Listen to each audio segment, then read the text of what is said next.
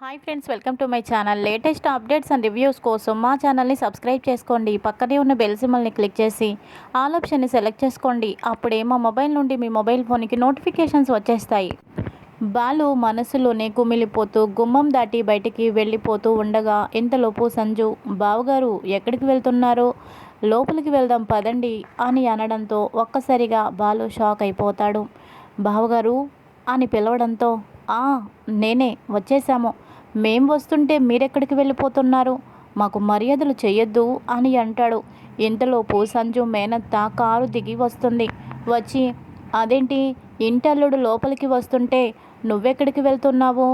నా మేనల్లుడికి దగ్గరుండి ఓ బావమరిదిగా నువ్వే అన్ని సేవలు చేయాలి, అలాంటిది నువ్వే వెళ్ళిపోతున్నావేంటి అని అనగానే అది అది అని అంటూ ఉండగా ప్రభావతి ఇంతలోపు మేమే బయటికి వెళ్ళమని చెప్పాము, చిన్న పనుండి అని అనేస్తుంది. సంజుకి అంత తెలుసు కాబట్టి సైలెంట్గా ఉంటాడు. సరే కానీ నా మేనల్లుడికి కాలు కడగాలి, అలాగే నిలబడి చూస్తావేంటి, కాళ్ళు కడుగు అని బాలుకి చెప్పడంతో బాలు అలాగే నిలబడి చూస్తూ ఉంటాడు.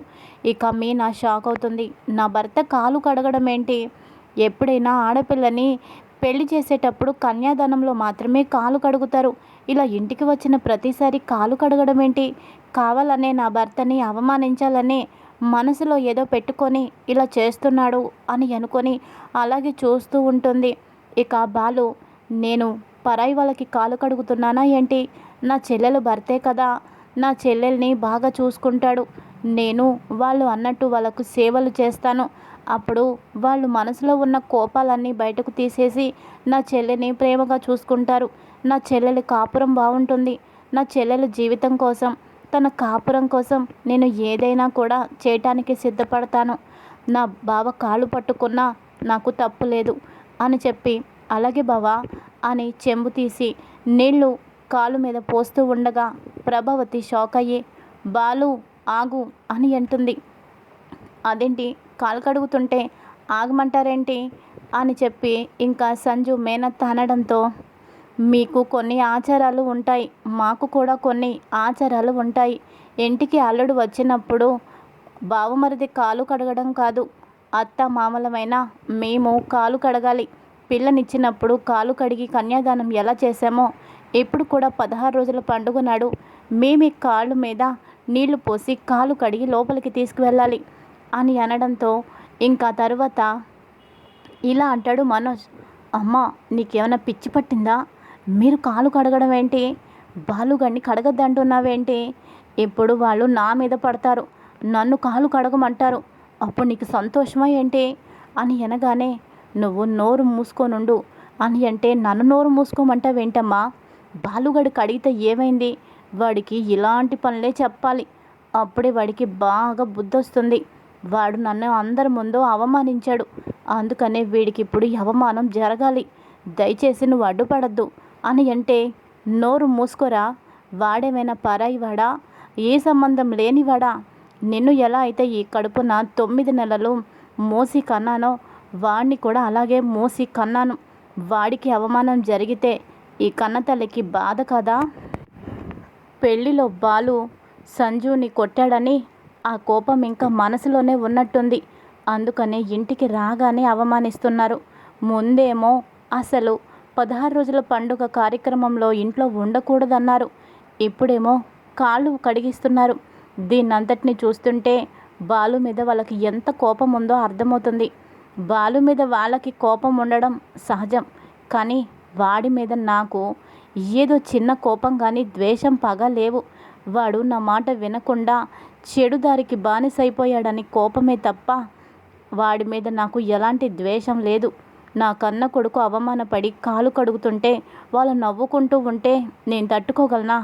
అందుకనే నన్ను చూసి నవ్వుకున్నా, నన్ను అవమానించినా పర్వాలేదు. మీ ముగ్గురు నాకు ఒక్కటే.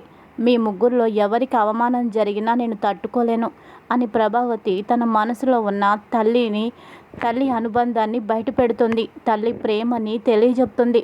ఇక మనోజ్ నోరు మూసుకొని ఉంటాడు.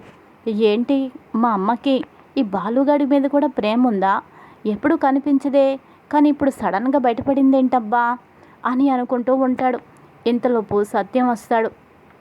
అవును బాబు, నీకు కాళ్ళు కడిగి మేమే లోపలికి తీసుకువెళ్ళాలి అని చెప్పేసి సత్యం అంటాడు. ఇక సత్యం ప్రభావతి ఇద్దరు చెంబుతో నీళ్ళు తీసుకొని సంజు కాళ్ళ మీద పోస్తే సంజు కోపంతో రగిలిపోతాడు. నేను కోరుకున్నది ఇది కాదు. ఆ బాలుగడు నాకు 2 కాళ్ళు పట్టుకోవాలనుకున్నాను, కానీ జరగనివ్వలేదు. చెప్తా, ఈ కార్యక్రమం పూర్తయి వెళ్ళేలోపు వాడు నా కాళ్ళ మీద పడి క్షమాపణ అడిగేలాగా చేయకపోతే నా పేరు సంజునే కాదు అని చెప్పి అనుకుంటూ లోపలికి వస్తాడు. ఇంకా లోపలికి వచ్చాక రోహిణి మనోజ్ని లోపలికి పిలుస్తుంది. ఏంటి రోహిణి, అందరూ అక్కడ ఉంటే ఇప్పుడేంటి ఇక్కడ నాతో ఏం సీక్రెట్ మాట్లాడాలి అని అంటాడు. అయ్యో మనోజ్, నువ్వు మీ బావతో క్లోజ్గా ఉండు. మౌనిక వాళ్ళు చాలా గొప్పింటి వాళ్ళు. నువ్వు మీ బావగారితో చాలా ప్రేమగా ఉండి తనతో నువ్వు చాలా ఫ్రెండ్గా ఉంటే రేపటి రోజున ఏదైనా నీకు మంచి బిజినెస్ కానీ మంచి జాబ్ కానీ ఇప్పిస్తాడు. అయినా అతనేమైనా పారాయివాడా ఏంటి? ఆయన దగ్గర నువ్వు సిగ్గుపడ్డానికి? మీ చెల్లెలు భర్తే కదా, పైగా బాగా డబ్బున్న వాళ్ళు. అలాంటి వాళ్ళతో ఫ్రెండ్షిప్ చేస్తే నీకు మంచిది. నువ్వు కాస్త ప్రేమ నటించు, ఆ సంజుకి దగ్గరవ్వు. అప్పుడు ఖచ్చితంగా నీకు ఓ మంచి లైఫ్ ఇస్తారు వాళ్ళు అని అనగానే, సరే సరే నువ్వు చెప్పినట్టే చేస్తాలే. ఎంతైనా నా చెల్లెలు భర్తే కదా, బావే కదా. బావ నేను చేయి కలిపితే ఈ బాలుగాడిని తొక్కేయచ్చు అని అనుకుంటాడు. ఇక తర్వాత అందరూ కూడా సంజు వాళ్ళని ప్రేమగా పలకరిస్తారు. సంజు వాళ్ళ అమ్మ మాత్రం డల్గా ఉంటుంది. ఈ తండ్రి కొడుకులు పైకి మేకవన్నె పులులు, పైకి ఒకలా కనిపిస్తారు, కానీ వీళ్ళ నిజస్వరూపం ఏంటో నాకు బాగా తెలుసు. కూతురేమో అత్తారింట్లో సుఖపడిపోతుందని వీళ్ళందరూ అనుకుంటున్నారు, కానీ ఎంత నరకం అనుభవిస్తుందో నాకు మాత్రమే తెలుసు. కానీ ఈ నిజాన్ని నేను చెప్పలేను. చెబితే నా కొడుకు నన్ను బ్రతకనివ్వడు. నన్ను బ్రతకనివ్వంది కాక మౌనికను కూడా బ్రతకనివ్వడు. అలా అని చెప్పి ఈ నరకం నుంచి తనని విముక్తి చేయకుండా అయితే ఉండను. ఖచ్చితంగా తన నరకం గురించి ఇంట్లో ఎవరికో ఒకరికి తెలియజేస్తాను అని అనుకుంటూ ఉంటుంది. ఇంకా సంజు మేనత్త, ఏంటి ఏర్పాట్లేవి? మేము వస్తున్నామని తెలుసు కదా, ఏదో బొటాబొటీగా చిన్న చిన్న ఏర్పాట్లు చేసేశారు. మా రేంజ్కు తగ్గట్టుగా ఎలా చేయాలో మీకు తెలీదా? అయినా తమ్ముడు, నీకు ఎప్పుడో చెప్పాను, నా కూతురుంది. కట్నాలు లాంఛనాలతో అంగరంగ వైభవంగా నా ఆస్తి అంతా రాసి నా కూతుర్ని మీకు ఇస్తానంటే నీ కొడుకేమో ఇదిగో ఈ మౌనికని ప్రేమించాను, తనని తప్ప ఎవరిని పెళ్లి చేసుకోనని పట్టుబట్టడంతో ఈ సంబంధం మీరు ఖాయం చేసుకున్నారు. ఆఫ్టర్ 16 రోజుల పండుగ కూడా వీళ్ళు సరిగ్గా చేయలేకపోతున్నారు. మీరే మీ నోట్లో మట్టి కొట్టుకున్నారా అని అనడంతో, అక్క అవన్నీ ఇప్పుడు ఎందుకు అని అంటాడు. ఇక ప్రభావతి, ఈవిడేంటి వచ్చిన దగ్గర నుంచి తేడాగానే మాట్లాడుతుంది. అయినా అత్తగారి పోరు నా కూతురికి లేదు, భర్త పోరు లేదు, మామ పోరు లేదు. ఈవిడెక్కడి నుంచి వచ్చింది? ఈవిడ పోరేంటి నా కూతురికి? ఏదో ఒక ఇబ్బంది ఉండాలి అని చెప్పి ఈవిడ ఇబ్బంది నా కూతురికి ఆ దేవుడు పెట్టినట్టున్నాడు. చెప్తా, ఈవిడ సంగతి చెప్తా అని చెప్పి, చూడండి అక్కయ్య గారో చెల్లెలు గారో, వయసులో ఎవరం పెద్దో తెలియదు, కానీ పిల్లలు ఇష్టపడి పెళ్లి చేసుకుంటేనే వాళ్ళ జీవితాలు బాగుంటాయి. డబ్బు కానీ కట్నాలు కానీ అలాగే మేనరికమని పెళ్లి చేసుకుంటే వాళ్ళ జీవితాలు బాగోపోతే అప్పుడేం చేస్తారు? రోజు బాధపడే కంటే సంతోషంగా ఉండడమే కదా ముఖ్యం. అందుకని నా అల్లుడు సరైన నిర్ణయమే తీసుకున్నాడు. నా కూతుర్ని పెళ్లి చేసుకొని ఇప్పుడు ఎంత సంతోషంగా ఉన్నాడు అని ప్రభావతి అనడంతో, అబ్బో ఏం సంతోషంగా ఉన్నాడో నాకు తెలియదనుకుంటుంది. ఆ సంజు ఎలాంటివాడో నాకు బాగా తెలుసు. కాకపోతే నా తమ్ముడి దగ్గర ఆస్తి అంతా నాకే రావాలి, నా కూతురే తినాలని చెప్పి ఈ సంబంధం ఖాయం చేసుకోవాలనుకుంటే మధ్యలో పానకంలో పుడకలాగా ఈ మౌనిక తగులుకుంది అని అనుకుంటూ ఉంటుంది. ఇంకా మీనా అందరికీ కూడా కూల్ డ్రింక్స్ అవన్నీ ఇస్తూ ఉంటుంది. తీసుకోండి పిన్నిగారు అని అందిస్తూ ఉండగా, ఏయ్ నువ్వేంటి చూడటానికి పని మనిషిలాగా ఉన్నావు, నన్ను పిన్ని అని పలకరిస్తున్నావేంటి? చెవిలో 1 గ్రామ్ బంగారం లేదు, మెడలో 1 గ్రామ్ బంగారం లేదు, ఒంటి మీద ఒక 1000 రూపాయల చీర కూడా లేదు, పని మనిషిలాగా ఉన్నావు, నువ్వేంటి పిన్ని అని పిలుస్తున్నావు అని అనగానే మౌనిక తగులుకుంటుంది. ఆవిడ ఇంటి పని మనిషి కాదు, ఈ ఇంటి యజమానురాలు. మా బాలు అన్నయ్య భార్య. తన పేరు మీనా. అందరినీ నా వాళ్ళు అనుకోవడం, అందరినీ కలుపుకుపోవడం మా వదినకి అలవాటు. అందుకని పిన్ని అని, అమ్మ అని అలా ఆప్యాయంగా పలకరించడం తనకి అలవాటు. మీ అలవాట్ల గురించి తనకి తెలీదు. ఎవరిని ఎక్కడ పెట్టాలి, ఎవరికి ఏ మర్యాద చేయాలి అన్నది మీకు తెలిసినంతగా మా వదినకి తెలియదు. మీ ఇళ్లల్లో బయట నుంచి వచ్చిన అమ్మాయిని పని మనిషిగా పరిచయం చేస్తారేమో కానీ మా ఇంట్లో అలా కాదు. మా వదినే ఇంటికి దేవత. ఈ ఏర్పాట్లన్నీ మా వదినే చేసింది అని మీనా గురించి గొప్పగా చెప్పడంతో సంజు తల దించుకుంటాడు. ఇది ఎవరిని ఉద్దేశించి ఇలా మాట్లాడిందో నాకు బాగా తెలుసు. అంతకుముందు కొందరు మా ఇంటికి వచ్చినప్పుడు ఈ మౌనికని పని మనిషి అని చెప్పాను కదా, అందుకని నన్ను దెప్పి పొడుస్తుంది. వాళ్ళ వదిని గురించి గొప్పగా చెప్పుకుంటుంది. చెప్తా, దీని సంగతి చెప్తా. అన్నీ గుర్తున్నాయి. మనసులో పెట్టుకొని ఇంటికి వెళ్ళాక తాట తీస్తాను. ఇంకా సంజు శృతిని చూస్తాడు. శృతి సంజు చూడగానే కోపంతో లోపలికి వెళ్ళిపోతుంది. రవి ఇల్లరా అని చెప్పి రవిని తీసుకెళ్ళిపోతుంది. ఏమైంది శృతి? అందరం కలిసి ఫంక్షన్ చేసుకుందామని అనుకున్నాం కదా, ఇప్పుడేంటి తనని చూడగానే ఇలా వచ్చేసావు అని అనగానే రవి, ఎందుకు వాడి క్యారెక్టర్ మీద నాకు డౌట్గానే ఉంది. వాడు మారిపోయాడంటే అస్సలు నేను నమ్మడం లేదు. మీ అమ్మ వాళ్ళేంటి అంత గుడ్డిగా ఎలా నమ్ముతున్నారు? వాడి చూపులోనే తెలుస్తుంది వాళ్ళు ఇంకా రాక్షసత్వం అలాగే ఉంది అని. అలాంటి వాడిని నమ్మి ఎందుకు ఇలా చేస్తున్నారో నాకు అర్థం అవడం లేదు. అనవసరంగా మౌనిక గొంతు కోశారు ఆంటీ. అలాంటి వాళ్ళు మారరు రవి, ఎప్పటికీ అలాగే ఉంటారు. పాపం మౌనిక మన దగ్గర ఏదో దాస్తుందేమో అనిపిస్తుంది. మౌనికతో వాడు ప్రేమగా ఉన్నాడని నాకైతే అనిపించడం లేదు. మౌనిక టార్చర్ అనుభవిస్తుందేమోనని నాకు అనిపిస్తోంది. పాపం ఏదేమైనా ఓ ఆడపిల్ల వాడి చేతిలో బలైపోతుందని నాకు కొంచెం ఇబ్బందిగా అనిపిస్తుంది. అందుకే ఇలా వచ్చేసాను. వాడి వైపు చూడాలంటే కూడా నాకు అసహ్యం అనిపిస్తుంది. వాడిని చూసినప్పుడు పాత రోజులే గుర్తొచ్చాయి. వాడు నన్ను ఎంత టార్చర్ పెట్టి ఎన్నిసార్లు నన్ను చంపాలని చూశాడో. మాట్లాడితే వాడు ఏదైనా అడిగితే ఒప్పుకోకపోతే హెడ్ మీద గన్ను పెట్టి నన్ను బెదిరించడం ఇదే గుర్తొచ్చి వాడిని చూసి ఇలా వచ్చేసాను అని అనగానే, అవునా మౌనిక, అవునా, నువ్వు చెప్తుంటే నాకే ఆశ్చర్యంగా ఉంది. వాడు అంత దారుణమైన శాడిజం కలిగిన వాడా అని అంటే నేను చెప్పింది చాలా తక్కువే రవి. వాడు ఎలాంటి వాడో అసలు ఎవ్వరికీ తెలీదు. 4 గోడల మధ్యలో ఉన్న వాళ్ళకే తెలుస్తుంది, బయట ప్రపంచానికి తెలీదు. ఖచ్చితంగా మీ చెల్లిని వాడైతే ఏదో చేస్తాడేమో అనిపిస్తోంది. మౌనికని ఇక్కడే ఉంచేస్తే సరిపోతుంది. మళ్ళీ వాడితో అత్తారింటికి తనని పంపించద్దు. తనని ఇక్కడే ఉంచేసేయండి. ఓ మంచి సంబంధం చూసి మౌనికకి మనం పెళ్లి జరిపిద్దాము, కానీ వాడితో మాత్రం వద్దు అని అనగానే, ఏం మాట్లాడుతున్నావు నువ్వు? అమ్మ నాన్న వాళ్ళు, ముఖ్యంగా బాలు అన్నయ్య వాళ్ళు వింటే చాలా బాధపడతారు.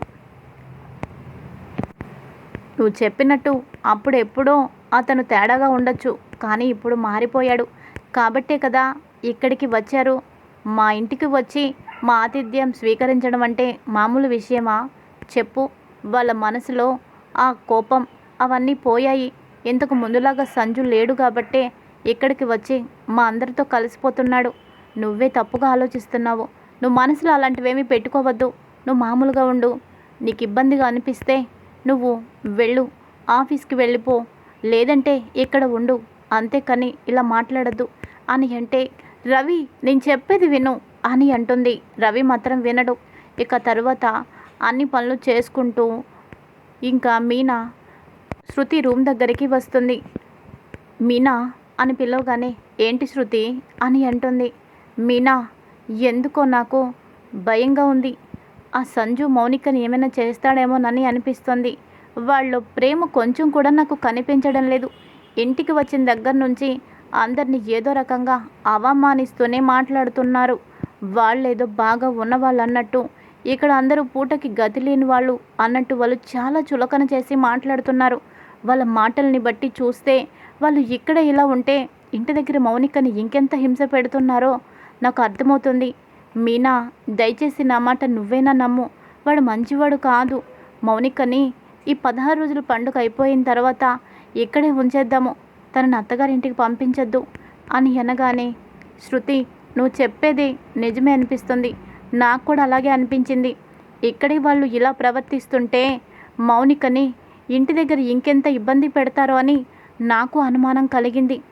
ఏది ఏమైనా మౌనిక మనసులో ఏముందో నేను తెలుసుకుంటాను. తనకి వ్యతిరేకంగా మనం ఏమీ చేయలేము. తను ఏదైనా చెబితే దాన్ని బట్టి మనం ఏం చేయాలో ఆలోచించాలి. అంతేగాని ఇప్పుడు తొందరపడ్డం కరెక్ట్ కాదు అని చెప్పి మీనా వెళ్ళిపోతుంది. ఇదిలా ఉండగా ఇంకో పక్కన సంజు మేనత్త ప్రతి ఒక్కదాన్ని అవమానిస్తుంది. తినే ఫుడ్ దగ్గర నుంచి, బట్టల దగ్గర నుంచి, మంగళసూత్రాల దాకా ప్రతిదీ కూడా అవమానిస్తూ చాలా చులకనగా మాట్లాడుతుంది. ఏంటి ఈ మంగళసూత్రాలు ఇంత నాసిరకంగా ఉన్నాయి? కనీసం ఓ 1,00,000 రూపాయల్లో కూడా కొనలేకపోయారా? ఇవి కూడా ఇవి చాలా తేలిగ్గా ఉన్నాయి. కాగితం ముక్కలాగా ఉన్నాయి. అచ్చం మీ బ్రతుకుల్లాగే. ఈ మాత్రం దానికి చేస్తే ఎంత, చేయకపోతే ఎంత? మేము చేయలేమని చేతులెత్తేస్తే నా తమ్ముడే ఏదో ఒకటి చేసేవాడు కదా. వచ్చేవాళ్ళు ఏంటి మౌనిక పుట్టింటి వాళ్ళకి అంత గతిగోత్రం లేదా అని ప్రతి ఒక్కరూ అడిగితే ఏదోలాగా సమాధానం చెప్పుకు చచ్చేవాళ్ళం కదా. ఇక్కడికి పిలిపించి మమ్మల్ని ఎంత అవమానించాలా? మీకు గతి లేనప్పుడు ఎందుకు చెయ్యాలి అని అనడంతో ఇక సత్యం బాధపడతాడు. మీనా ఇలా అంటుంది, చూడండి మా స్థాయి ఏంటో పెళ్ళి కాకముందే బాగా తెలుసు సంజు వాళ్ళకి. అన్ని విషయాలు తెలిసిన తర్వాత వాళ్ళంతట వాళ్ళు మా ఇంటికి వచ్చి మౌనికని మాకిచ్చి పెళ్లి చేయమని బ్రతిమలితేనే ఈ పెళ్లి జరిగింది కానీ బలవంతంగా జరిగిన పెళ్లి కాదు. మౌనికని వాళ్ళు బ్రతిమాలి ఈ అమ్మాయి మా ఇంటి కోడలవ్వాలని వాళ్ళు భీష్మించు కూర్చున్నారు. అందుకనే ఈ పెళ్లి జరిగింది. మా స్థాయి ఏంటి, మా స్తోమత ఏంటి, మా ఆర్థిక స్థితిగతులేంటి ఇవన్నీ పెళ్ళికి ముందే తెలుసు. అవన్నీ తెలిసే వాళ్ళు చేసుకున్నప్పుడు ఇప్పుడు కొత్తగా మా గురించి, మా స్థాయి గురించి మీరు మాట్లాడడంలో అర్థం లేదు.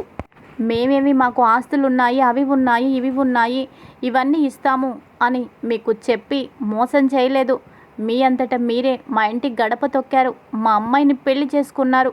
ఇప్పుడేమో అవి లేవు, ఇవి లేవు, మీ స్థాయి ఏంటి, మీరు అలా మాట్లాడుతున్నారే అది ఎంతవరకు కరెక్టు? ఇలా మాట్లాడుతుంటే మీ స్థాయి ఎంతగా దిగజారిపోతుంది. ఒక్కసారి ఆలోచించండి. మా నుంచి ఏమీ ఆశించకుండా కేవలం మా అమ్మాయి మాత్రమే కావాలన్నారు. ఇప్పుడు మా వెనుక ఆస్తులు పాస్తులు లేవని ఎందుకు మాట్లాడుతున్నారు? వీటి గురించి ఇంతకు ముందు మీకు తెలియదా అని మీనా అనడంతో అప్పుడు సత్యం ఇలా అంటాడు, అవును బావగారు, మా స్థాయి ఏంటి, మా ఆర్థిక స్థితిగతులేంటి ఇవన్నీ మీకు ముందే తెలుసు కదా. ఇప్పుడు మాకున్నంతలో ఏదో మేము ఇలా చేశాము, దీన్ని మీరు ఇలా తప్పుపడితే అని అనగానే పెళ్ళి కాకముందు 1,00,000 అంటారు. కానీ ఏదో ఒకటి ఆడపిల్లనిచ్చినప్పుడు చెయ్యాలి కదా. తల తాకట్టు పెట్టైనా వాళ్ళని సంతృప్తి పరచాలి కదా. ఆడపిల్లని వదిలించుకున్నాము, ఇక అంతా అయిపోయింది, మా భారం దిగిపోయిందని చాలా ఫ్రీ అయిపోయారే. ఇప్పుడే మీరు ఇలా ఉంటే రేపటి రోజున మౌనిక నీలోసుకుంటే తను ప్రెగ్నెంట్ అయితే సరైన ఫుడ్ తనకి పెడతారో లేదో, సరైన హాస్పిటల్లో మందులు వాడిస్తారో లేదో, అసలు డెలివరీకి సరైన హాస్పిటల్కి తీసుకువెళ్తారో లేదంటే ఏ మంత్రగత్తెని రప్పిస్తారో, ఏం చేస్తారో అని ఎక్కడెక్కడికో వెళ్ళిపోయి మాట్లాడుతుంది. ఇక ప్రభావతి షాక్ అయిపోతుంది. నేనే మీనాని ఎన్నో రకాలుగా మాటలు అంటాను, కానీ అంతకు మించిన స్థాయిలో ఈవిడ నా కూతుర్ని హింస పెడుతుంది, మాటలతోనే చంపేస్తుంది అని చెప్పి ఏం మాట్లాడాలో అర్థం కాక ఇంకా మీనానే వాళ్ళ పక్క మాట్లాడడంతో మీనాని చూసి ఓ పక్కన సంతోషపడుతూ మరో పక్కన మీనాని నేను ఎన్నెన్ని మాటలు అన్నాను అని అవి కూడా గుర్తు తెచ్చుకొని పార్వతమ్మని ఏ విధంగా అంతకుముందు పుస్తల తడు తెచ్చినప్పుడు అవమానించినవి ఇవన్నీ గుర్తు తెచ్చుకొని బాధపడుతుంది ప్రభావతి. ఇది ఈరోజు ఎపిసోడ్. మరి తర్వాత ఏం జరుగుతుంది? ఇంకా ఫంక్షన్ అంతా అయిపోయి ఇంటికి వెళ్ళేలోపు సంజు ఎలాంటి వాడో బాలుకి బాగా అర్థమైపోతుంది. నా చెల్లెల్ని హింస పెడుతున్నాడు అన్న నిజం తెలుసుకొని చావు అంచుల దాకా మరి సంజయ్ని తీసుకువెళ్తాడా? బావ తప్పైపోయింది, ఇంకోసారి నీ చెల్లెల్ని ఏమి అనను, నీ చెల్లెలు కన్నీరు కూడా నేను కార్చనివ్వను, తనని నేను బాగా చూసుకుంటాను, నన్ను వదిలేయి అనేటట్టు మరి కొడతాడా? ఏం జరుగుతుంది? మరి కథలో ఏ విధంగా మార్పు ఉంది? ఇవన్నీ కూడా ముందు తెలుసుకుందాం. Thanks for watching. Hi friends, welcome to my channel. Latest updates and reviews కోసం